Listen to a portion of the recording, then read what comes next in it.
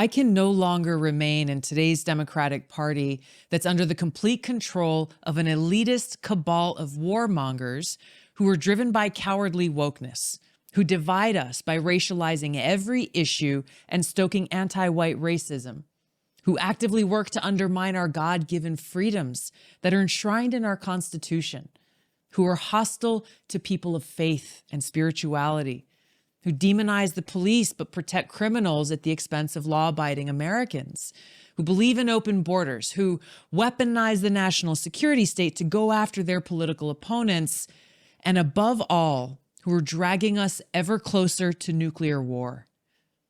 Now, I believe in a government that's of the people, by the people, and for the people. Unfortunately, today's Democratic Party does not. Instead, it stands for a government that is of, by, and for the powerful elite. Now, I'm calling on my fellow common sense, independent-minded Democrats to join me in leaving the Democratic Party. If you can no longer stomach the direction that the so-called woke Democratic Party ideologues are taking our country, then I invite you to join me. Tulsi Gabbard joins us tonight, and we're happy that she is. Tulsi Gabbard, thank you so much for coming on tonight. That was quite a statement. I'm listening to this, and I'm thinking, we have Republicans on the show from time to time. They don't put it as clearly and bravely as you do. So how do you feel? I mean, you've been in this party a long time. You were its future. You left. I mean, this has got to be kind of a fraught moment for you. You know, Tucker, as you know, I've always been an independent-minded person, a Democrat, yes, but an independent Democrat. And my loyalties are very clear. I love our country, and I took an oath both as a service member, as a soldier, as well as a member of Congress to support and defend the Constitution. And that's an oath that I take extremely seriously. And so when you look at this party, today's Democratic Party, it's controlled by fanatical ideologues who hate freedom. They despise the Constitution.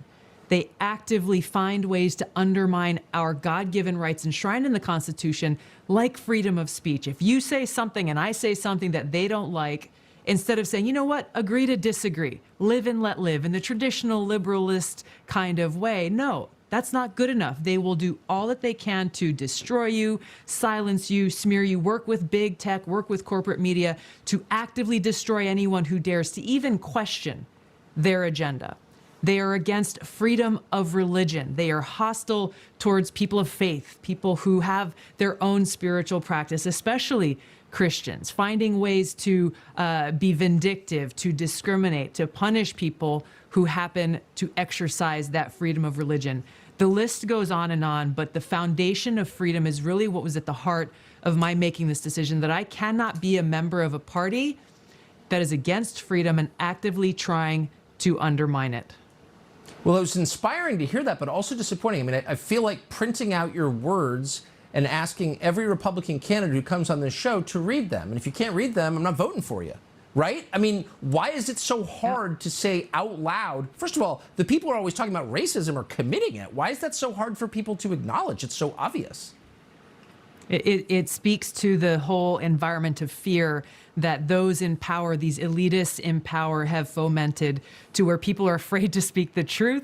They're afraid to exercise their right to free speech because, hey, you might lose your job, you might be canceled, you might be trashed, and God forbid in Washington, you might not be invited to the cool kids parties. You might not be as popular. And this is really what it comes down to, is rather than taking a stand for peace, for prosperity, security, and freedom of the American people, we have too many people in Washington who are warmongers, subservient to the military-industrial complex, and continuing to put their own selfish interests or the interests of their donors first, with no mind for the cost and consequence that their decisions have on the American people. This is exactly what we're seeing right now with President Biden and leaders in Congress whose decisions are actively pushing us to the brink of a nuclear holocaust, of which they may have their bunkers where they'll be safe, but we, the American people, will have no shelter, no place to go, no place to hide, and face the consequences that could destroy all of humanity and the world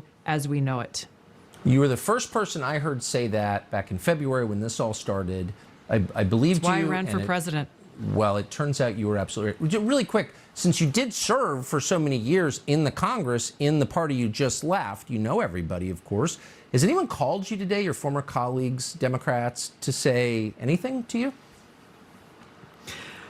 One got in touch with me and sent me a text message with 3 thumbs up. I would love to know who that is, but I'm glad you're influencing people.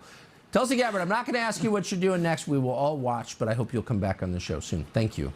I look forward to it. Thanks, Tucker. A couple of points.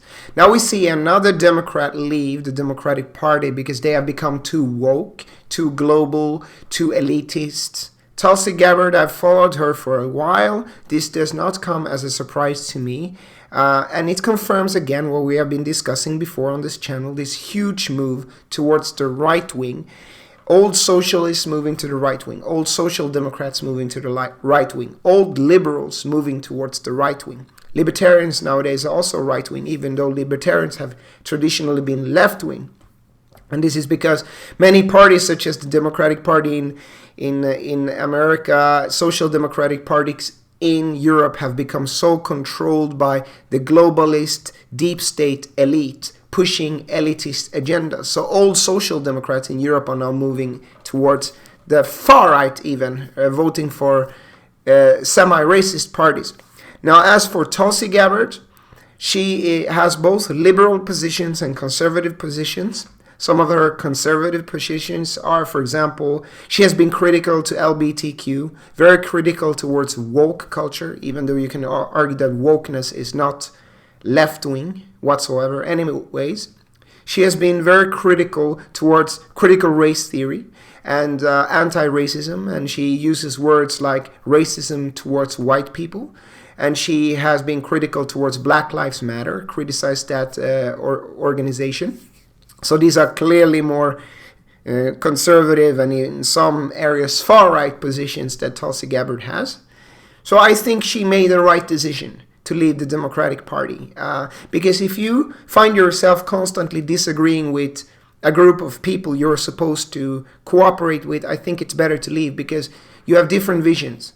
Her vision is different from the vision of the Democratic Party. Whether you like the Democrats or not, the visions are different. And this is with ideology. I think your actions speak for your ideology. This is a more alchemical, inductive way of looking at ideology. And if I look at Tulsi Gabbard's actions, she looks more left-leaning conservative or moderately conservative to me than she looks liberal. Now, the criticism I have towards Tulsi Gabbard is that, is this really sincerely ideologically driven, or is this driven by career, ambition, and opportunity? Is this from the heart, or is it calculated and strategic?